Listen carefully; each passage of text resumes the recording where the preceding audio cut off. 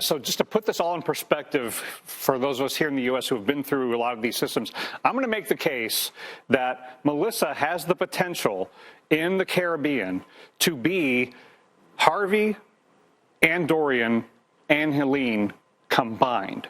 All the worst aspects of those systems. Just start with what Harvey did in Texas. We're talking about a tropical storm over relatively flat terrain that didn't hardly move.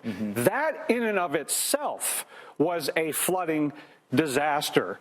And the amount of water that even a tropical storm can dump when it doesn't move very quickly is why we keep harping on with Melissa the concern about this category slow and it meandering around, and even if it doesn't become a hurricane, even if it doesn't make landfall, being a flooding disaster. That in and of itself could be life-threatening for the Caribbean. Maybe the only difference here is that Houston was a major metropolitan area, right?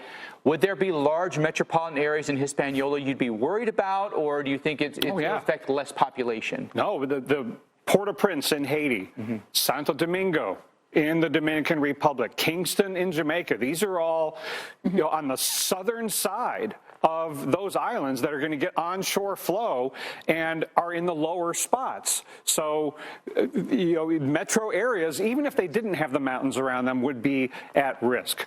So that is one part about Melissa that concerns us. Now, when you consider Dorian, how it was a stalled hurricane over an island nation. Okay, now you're amping up the problem because a slow-moving system that also brings a lot of wind to an island nation, you're isolated, you can't evacuate, you can't recover as easily. Right. I mean, this was one that just sat over those communities for an extended period of time. And when we were talking about, in the case of Dorian, Category 5 winds, Melissa, forecast to get to Cat 4. Could it get to Cat 5? Maybe. Could we be looking at that affecting one of these or multiple island nations? Yeah. Now, the Bahamas don't have the mountains. Right. So if you take the worst of Harvey, slow-moving tropical storm, and the worst of Dorian, an island nation dealing with a hurricane that stalls over them, and then you add aspects of Helene, which was moving along, as you mentioned, but even while it was moving along, the mountains squeezed out so much rainfall that was in the multiple feet, more than 2 feet locally.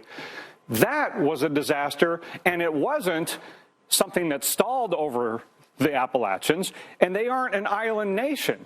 So you wrap our brain around this. Everything that was bad about Harvey, everything that was bad about Dorian, everything that was bad about Helene, all happening at once in a place like Hispaniola or Jamaica. Yeah, I mean, we think about how hard it was, as you point out, to get resources there to western North Carolina because of how cut off you became with the landslides and the devastating flooding. If we see that on an island, worst case scenario. Yeah, so imagine if the Appalachians were out on an island and Helene stalled over them for several days. That's what we're talking about, the potential in the Caribbean.